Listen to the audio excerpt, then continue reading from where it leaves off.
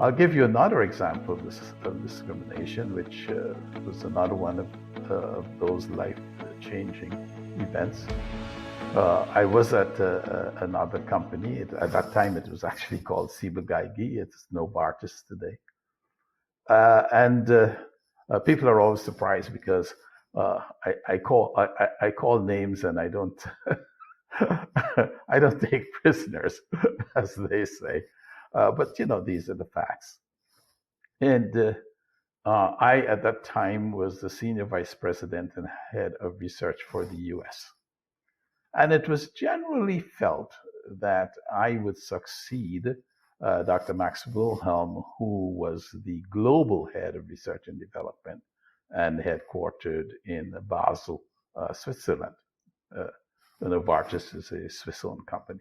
And one day I got a call from Max urgently for me to visit him in Basel. And the conversation was very brief. And he said, you should be my successor.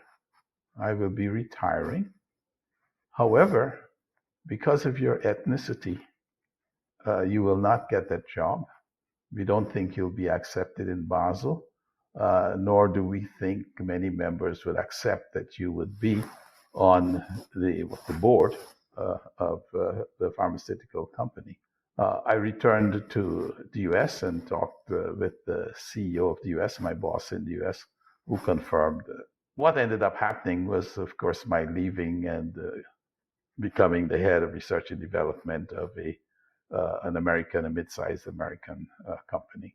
There's a couple of things that I want to point out. Number one, it is clear and very impressive that you seem to always have been just your own advocate, Yes. and I appreciate the thought when you think back, okay, how could this have gone differently? And I think that's important, right? So accountability for our part in every situation, even if we shouldn't have to address it in the first place. I also think just hearing about the positions that you held, that's also impressive, because if we look at the dynamics now of leadership, it is, 2023, I don't want to give a number because I'm going to give a wrong number. It's a tiny, tiny percentage of leadership CEOs are Black. And that's correct. What we're talking about is years ago, and you were head of, research and development, and you were already moving yourself into these positions. Do you feel like that confidence came from, as you were growing up, this community, this idea that we may be lower class economically, but we're still humans because they didn't treat you less of because of that? I might be reaching. No, it's a very good question. One of the things that struck me when I first came to America is that in spite of all that was happening, I never felt less. I never did. And it probably was because I was never treated as less, regardless of the economic circumstances in which I grew up. And that has been with me. I've never questioned my abilities, my capabilities. I recognized where I had strengths. I recognized where I had weaknesses. But not being a person of value and who can bring value and contribute to others, or contribute, sometimes I pronounce things still in the old British way, sorry, but who will contribute. That has never been a question. And that has been helpful for me. Because, and I mentioned the Xerox story, because that was really very important. It helped me to really accept something that very early I learned in America. It's called the Serenity Prayer. At the time I learned it from a man who was in Alcoholics Anonymous, so I used to call it the Alcoholics Anonymous prayer, which says, Lord, give me the serenity to accept the things I cannot change, courage to change the things that I can, and wisdom to know the difference. And basically, that's the way I have led my life. When there are things that I thought that I could change, then I addressed them, not being concerned with what the consequences would be to me. As long as I was polite, I was not insulting, I addressed them and I addressed them head on. Uh, if it was clearly something I could not change, I may express, or they might have expressed that I do not like it, but then I would let it be. You know, it's funny because it is the AA or NA, it's the serenity prayer that's associated with recovery. But man, isn't that applicable to everybody? Isn't that's honestly religious, non-religious, addict, Yes, non-addict? We should all be paying a lot more attention to that. yes, Something that you've introduced, which I'm really interested in learning a little bit more about, is you call it kind of the next phase of DEI, yes, and it's the equity, inclusion, and individual engagement. yes. Would you share more about this concept and why, and you've said this earlier, the reframing is so important? First, I think, well, let me back up. One thing that impresses me is that thing which we hold very dear in our Article of Independence. We hold these truths to be self-evident, that all men are created equal and are endowed by their Creator with unalienable rights. Among them are life, liberty, and the pursuit of happiness. All men being created equal is about diversity and equity, and the unalienable rights and ability to pursue is about inclusion. So here in the Constitution, we have the basic.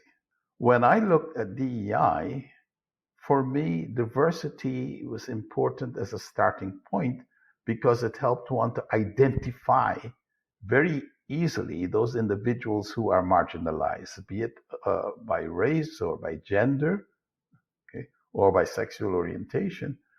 Diversity was easy. Diversity also had another important aspect because, from a business perspective, we understood and recognized that diverse approaches to problems often would bring innovative solutions. So that was important. However, with affirmative action, perhaps no longer there, now a number of marginalized individuals, certainly, and you cited this at the very beginning, very few at the top levels, but certainly there's entry now. And so now the issue is, now we are here, are we being treated as though we belong? So the two important things then become equity and inclusion. And equity is basically the responsibility of the leaders. They set the rules, the guidelines. How are we going to play? Inclusion is actually the responsibility of the frontline managers and co-workers who, by the behaviors they set, show that you're valued, they include you, etc. So those two are the pillars for things to work in any organization, equity and inclusion. One thing that is very clear, and particularly as things change, and that is doing things because it's morally correct and morally the right thing to do is a question these days. But we do understand the following. And Gallup, who did 3 decades of research, I think over 100,000 employees were involved in about 64 different countries, 96 different industries, demonstrated that those companies that were in the top quartile with respect to employee engagement had 24 or greater percent profitability compared to those who were in the bottom quartile, had fewer retention and absenteeism problems, etc. And that has been accepted. The research done over so many years is quite robust. So, in my view, the metric, instead of being how many people look like Frank Douglas are working here, the metric should be how many individuals working for you are engaged. So, if I want to measure how well equity and inclusion are doing in any organization, the metric should be what percentage of my employees are engaged, hence equity, inclusion, and individual engagement. And Gallup has shown that individual engagement translates into productivity, and everyone accepts productivity as a good metric.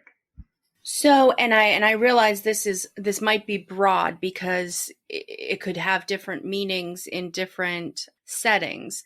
But is there a general way to understand engagement or to measure engagement? Yes. Yeah, I think general engagement is motivation. Are people motivated? And you can measure it a number of ways.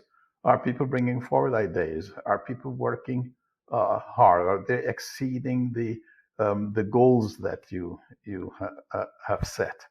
Are they repeatedly performing greater than you expect? Are they coming forward with ideas when not asked to make things better? Are they engaged in making the organization better and more productive? So when I think about, because we're shifting into the workspace, which I do think is a really important space, because when we think about the state of the world, right, or the state of the U.S., I, as speaking from myself, from my own experience, can say that there was a lot that I grew up in New Hampshire, a very small, very white state. There was a lot that I didn't learn in school, and it's not a shark to my teachers. It's the way it was, and I think there's a lot of issues right now with that as well. But the bottom line is, I didn't start learning some of these lessons that I feel are insanely important until I was in my early 30s. And the lessons came because I sought them out. Now, most people are not going to seek them out without additional motivation. So where do we capture people to help that continued learning other than work? So I think it is really important that we address that at work.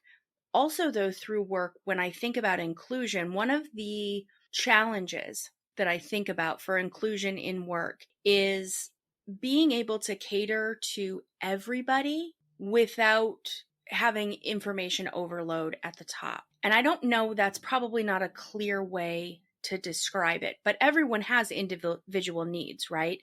We can understand and accept that. Where does the line get drawn? And you can still call it inclusion. It's an interesting question. Yes, I tend to focus on outcomes. And so for any question, I ask myself the question, what is the outcome we would like? And let that lead me back to what are the behaviors that are needed to get the best outcome?